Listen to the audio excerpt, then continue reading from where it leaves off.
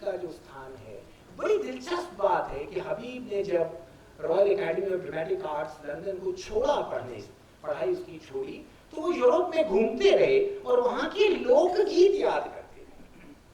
वो जहाँ वहाँ के जो ट्रूप्स थे, जो बहुत कम लोक परंपराएं बची हैं, अगर आपने फेलिनी की ला स्ट्राडा फिल्म देखी हो, न देखी हो तो जरूर देखिए। उसमें एक छोटा सा फोक थिएटर ग्रुप है और वो गाने के सहारे सारा कुछ करते हैं।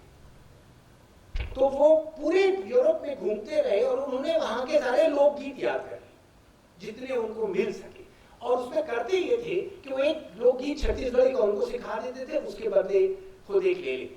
तो जब वो भारत वापस आए तो उनके पास अपने नाटकों को संयोजित करने का एक बहुत बड़ा मसाला, एक बहुत बड़ा आधार था, और वो था संगीत, न सिर्फ छत्तीसगढ़ का बल्कि वैश्विक संगीत।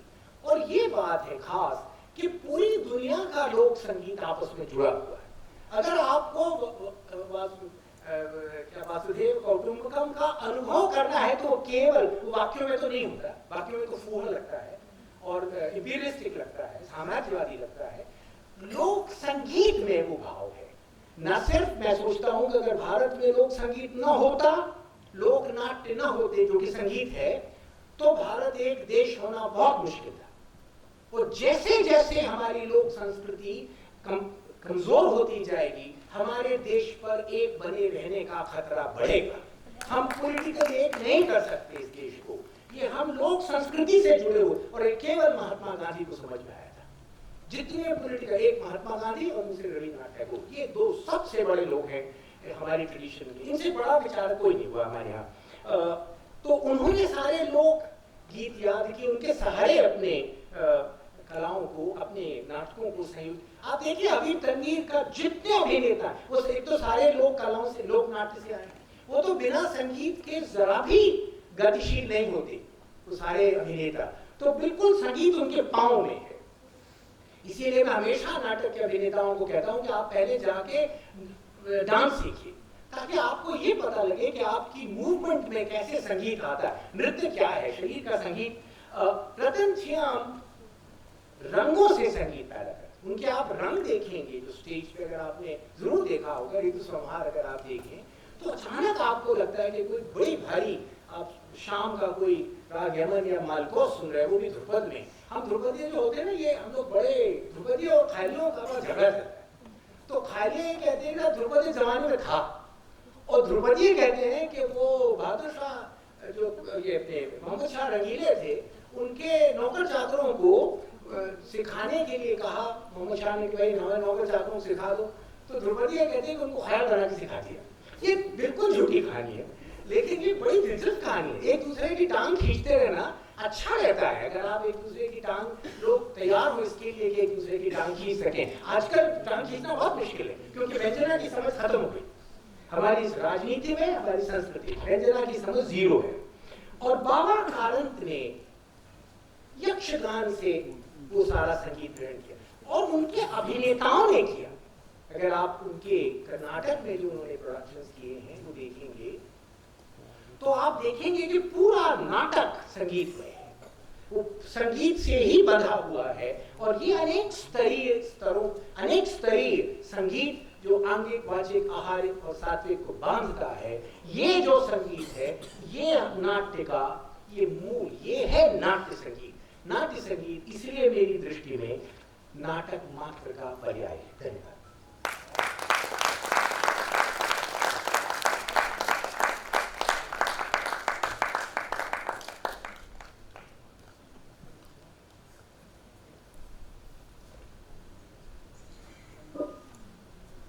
इतनी सुंदर बातें, कहा जाए तो एक एक सूत्र वाक्य के रूप में हमारे विद्यार्थियों को मिला होगा।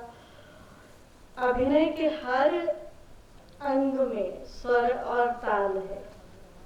सचमुच चिंतन का विषय है। और हम इन चीज़ों को, क्योंकि छंदात्मक बोलने की वाचिक परंपरा में जिस तरह से आपने बात करी, मेरा तो विषय रहा है, काकू भेद पे मैंने कार्य किया है, तो मैं उसको बहुत जोड़ पा रही हूँ कि उसमें भी सप्त स्वर और लय छंद की बात होती है। सचमुच हर चाहे वो आहार की, आपने इतनी सुंदर बात करी, आहार में संगीत, ये दृष्टि, ये कल्पना अच्छी है। बहुत विद्यार्थियों का ज्ञानवर्धन हुआ, हमारा बहुत ज्ञानवर्धन हुआ।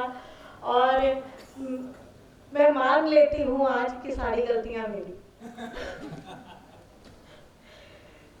बहुत बहुत आभार सर, बहुत सुंदर।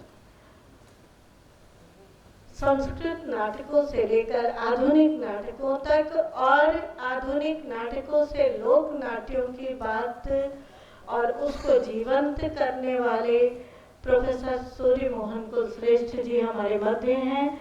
इतना कार्य किया है उन्होंने, मैं उनके बारे में पढ़ रही थी। अद्भुत ज्ञान है आपका। अशोक सर ने भी बहुत चर्चा की आपकी, तो हम सभी आपके श्री वचनों से लाभान्वित होना चाहेंगे। आपको आमंत्रित कर रही हूँ।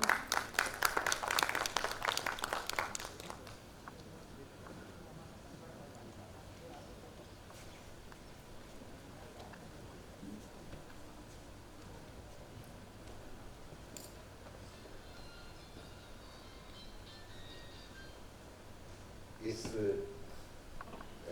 विचार गोष्ठी की अध्यक्षता कर रही माननीय पूर्णिमा पांडे जी, उदयन वाजपेयी जी, माधु जी और सभागार में बैठे नाट्य प्रेमियों, संगीत प्रेमियों। जैसा उदयन जी ने शुरू में ही कहा था, वैसा ही मैं भी ये सोच रहा था कि ना तो मैं गा सकता हूँ, ना मैं कोई इंस्ट्रूमेंट बजाता हूँ, तो मैं क्या योग्य हूँ। लेकिन उदयन जी की बातचीत में ये साबित कर दिया कि वो बहुत योग्य हैं और थोड़ा बहुत योग्यता मैं भी रखता हूँ, क्योंकि मैं रंगमंच करता हूँ और रंगमंच के हर पक्ष में, चाहे उसकी लाइट डिजाइनिंग हो, चाहे उसकी कॉस्ट्यूम डिजाइनिंग हो, चाहे हर चीज में संगीत मौजूद है। तो इसलिए थोड़ा बहुत अधिकार मुझे मिल जाता है। मैं लगातार अलग अलग तरह के रंगमंच करता रहा हूँ। ये बहुत अच्छा विषय इस सेमिनार के लिए चुना गया है, क्योंकि इस तरह की बातचीत बहुत, और 3 दिन तक एक विशेष विषय पर बातचीत ये बहुत कम होती है। ज़्यादातर सेमिनार्स होते हैं वो खाना पूरी होते हैं, बहुत जनरल किस्म की बातचीत होके वो खत्म हो जाते हैं और लगभग हर सेमिनार में वही बातें हो रही होती है। यहाँ मुझे उम्मीद है, जिसकी शुरुआत आज उदयन जी से हो गई है, यहाँ हमको कुछ अलग, कुछ आगे की चीज़ें मिलने वाली हैं। वैसे तो सच बात यह है कि उदयन जी के बोलने के बाद बाकी कुछ बचा नहीं है कहने के लिए। इतनी स्पष्टता के साथ उन्होंने सारी बातें कही।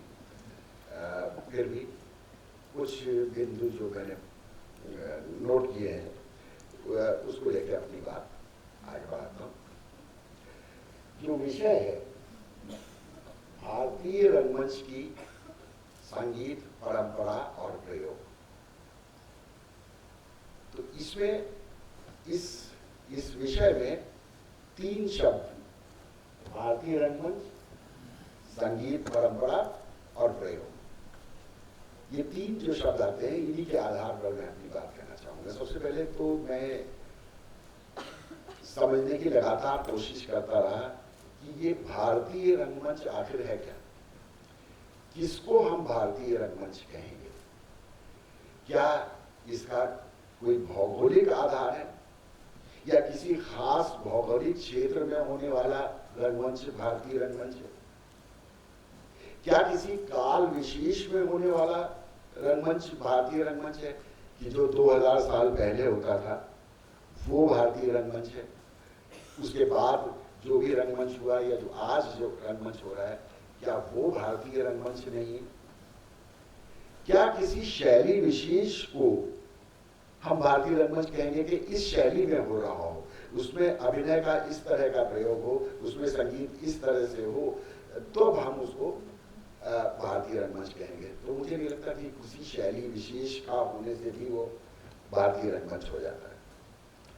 फिर मेरा तो ये मानना है कि जैसे संस्कृति जो है वो एक बहती नदी की तरह से होती है, वो समय के साथ लगातार बहती रहती है और समय के साथ लगातार प्रभाव ग्रहण करती रहती है, उसमें बदलाव आते रहते हैं और वो उसका बहाव आज भी जारी है, आगे भी ये बहाव कंटिन्यू रहेगा और समय के साथ साथ ये प्रभाव ग्रहण करता चला जाएगा और वो उसको हम संस्कृति कहते हैं।